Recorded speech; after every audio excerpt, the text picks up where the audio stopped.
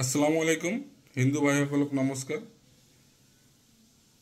যোৱা 7 মে তাৰিখ যি নিৰ্বাচন হ'ল মই সেই নিৰ্বাচন কেন্দ্ৰিক দুএষাৰ ক'বলৈ আহিছোঁ। যোৱা এই নিৰ্বাচনত মই আগৰ পৰা কৈ আছিলোঁ যে এইবাৰ আমাৰ যি কংগ্ৰেছ হাইকমাণ্ডে যি প্ৰাৰ্থী দিছে ৰকিবুল হুছেইন ডাঙৰীয়াক আমি সঁচাকৈ ভাগ্যৱান। তো ৰাইজ সকল বুজি পাইছে যে আমাৰ ৰকিবুল হুছেইন ডাঙৰীয়াক হাইকমাণ্ডে ধুবুৰীত পঠিয়াইছে উন্নয়নৰ কাৰণে। সেইকাৰণে ৰাইজে আমাক বিপুল সঁহাৰি দিছে। ৰাইজক আমি ধন্যবাদ জ্ঞাপন কৰিছোঁ। এবাৰ ইনশাআল্লাহ 2 নং ধুবুৰী লোকসভাত ৰকিবুল হুছেইন ডাঙৰীয়া জিকাটো প্ৰায় নিশ্চিত হৈছে, কাৰণ আমি 11টা সমষ্টিতে খবৰ লৈছোঁ। মানকাছাৰৰ পৰা ষ্টাৰ্ট কৰি মানকাছাৰ, জৰুৱা বন্দিখানা, আমাৰ ধুবুৰী, গৌৰীপুৰ, বিলাসীপাৰা পূব, বিলাসীপাৰা পশ্চিম, গোলকগঞ্জ, জলেশ্বৰ, গোৱালপাৰা পূব, সিজনগ্ৰাম, মন্দিয়া, চেঙ্গা, গোটেইকেইটা সমষ্টিত আমাৰ ফলাফল বা গোটেইকেইটা সমষ্টিৰ ৰাইজে আমাক বিপুল সঁহাৰি জনাইছে। সেইকাৰণে ৰকিবুল হুছেইন ডাঙৰীয়া জিকাটো এক প্ৰকাৰ নিশ্চিত হৈছে।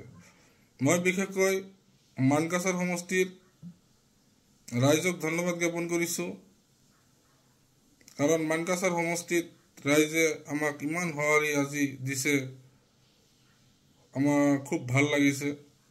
মানকাছাৰ সমষ্টিৰ কংগ্ৰেছ দলৰ Mankachar block Congress, Fekamari block Congress, south Salmara জিলা কংগ্ৰেছ, মই সকলোকে ধন্যবাদ জ্ঞাপন কৰিছোঁ যে আপোনালোকৰ কষ্টৰ কাৰণে আজি আমি জিকাটো প্ৰায় নিশ্চিত হৈছে।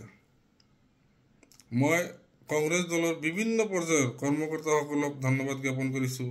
আপোনালোকে যোৱা 1.5-2 মাহৰ পৰা ইমান কষ্ট কৰিছে, নিজৰ গাঁঠিৰ ধন ভাঙি নিজৰ মূল্যৱান সময় নষ্ট কৰি আমাৰ প্ৰাৰ্থীৰ কাৰণে ইমান কষ্ট কৰিছে। মই আপোনালোকক ধন্যবাদ জ্ঞাপন কৰিছোঁ। লগতে মই আপোনালোকক এটা অনুৰোধ কৰিছোঁ, এইটো নিৰ্বাচন আমাৰ শেষ নিৰ্বাচন নহয়। আমি বহুত ভোট পাম, ৰাইজে আমাক বহুত ভোট দিছে। সেইকাৰণে আমাৰ ৰাইজৰ প্ৰতি আমাৰ দায়বদ্ধতা আছে।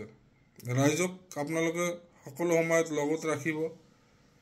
আৰু যিসকলে আমাৰ কংগ্ৰেছ দলত ভোট দিয়া নাই, বেলেগ পাৰ্টি কৰিছে, কিন্তু আজি সিহঁতৰ মনত কংগ্ৰেছ কৰিম লাগি আছে, কিন্তু আপোনালোকে মাত এষাৰ নিদিলে সিহঁতে কংগ্ৰেছত নাহিবও পাৰে, কাৰণ সিহঁতে কালি আপোনাৰ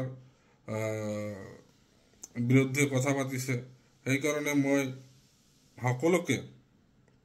সকলো কংগ্ৰেছ কৰ্মীসকলক অনুৰোধ কৰিছোঁ যাতে আপোনালোকৰ ওচৰৰ এটা দাদা, এটা ভাইটি আপোনাৰ কথা শুনা নাই, বেলেগ পাৰ্টিত ভোট দি দিছে, অহা দিনত যাতে আপোনালোকে লগত লৈ আমাৰ শক্তিটো আৰু আমাৰ প্ৰাক্তন বিধায়ক তথা ডাক্তৰ মতিউৰ ৰহমান মণ্ডল ডাঙৰীয়াৰ হাতটো যাতে আৰু শক্তিশালী কৰে।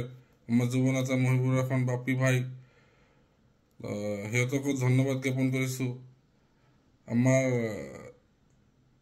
সমষ্টিৰ কাৰণে যি কষ্ট কৰিছে, এই কষ্ট কৰাৰ কাৰণে আজি বঁটা বলিছে। মই সকলোকে অনুৰোধ কৰিছোঁ, আপোনালোকে ভোট দিছে, কষ্ট কৰিছে, মনে মনে নাথাকিব। যিকোনো সুবিধা অসুবিধা হ'লে আমাৰ নেতা, যুৱ নেতা মহিবুৰ ৰহমান বাপ্পী ভাইৰ লগত আপোনালোকে যোগাযোগ কৰিব, বা আমাৰ MP চাহাবৰ লগত যোগাযোগ কৰাই দিব। গতিকে মনে মনে নাথাকিব আৰু সবেই মিলি জুলি যাতে আৰু আমাৰ পঞ্চায়ত নিৰ্বাচন অহাৰ আগত আৰু যিমান মানুহ আমাৰ লগত আহিব, আমাৰ শক্তি বাঢ়িব, যাতে আমি পঞ্চায়ত গৰিষ্ঠ সংখ্যক পঞ্চায়ত যাতে আমি দখল কৰিব পাৰোঁ, সেইটো আমি অনুৰোধ ৰাখিছোঁ। আৰু আকৌ মই মানকাছাৰ সমষ্টিৰ সকলো ৰাইজক ধন্যবাদ জ্ঞাপন কৰিছোঁ যে আমাৰ ২ নং ধুবুৰী লোকসভাৰ প্ৰাৰ্থী ৰকিবুল হুছেইন ডাঙৰীয়াক জিকোৱাৰ ক্ষেত্ৰত আপোনালোকে ইমান সঁহাৰি দিয়াৰ কাৰণে মই ধন্যবাদ জ্ঞাপন কৰিছোঁ। আমাৰ বিশেষকৈ মানকাছাৰ সমষ্টিৰ যুৱ নেতা মহিবুৰ ৰহমান বাপ্পী ভাইক, মানকাছাৰ সমষ্টিৰ প্ৰাক্তন বিধায়ক সকলোৰে প্ৰিয় নেতা মতিউৰ ৰহমান মণ্ডল চাহেব, আপোনালোকৰ লগত আমি আছোঁ, থাকিম। ৰাইজ আপোনালোকে সবেই মিলা প্ৰীতিতে থাকক, কাৰো লগত হাই কাজিয়া নকৰিব। আমাৰ 4 জুনত কাউণ্টিং হ'ব, ইনশাল্লাহ আমাৰ ৰিজাল্ট ভাল আহিব। আপোনালোকে যাতে কাৰো লগত কাজিয়া নকৰে, হাল্লা নকৰে, সবৰ লগত মিলা প্ৰীতিতে থাকিব বুলি আশা ৰাখি আমি শেষ কৰিলোঁ। ধন্যবাদ। জয় হিন্দ, জয় অসম।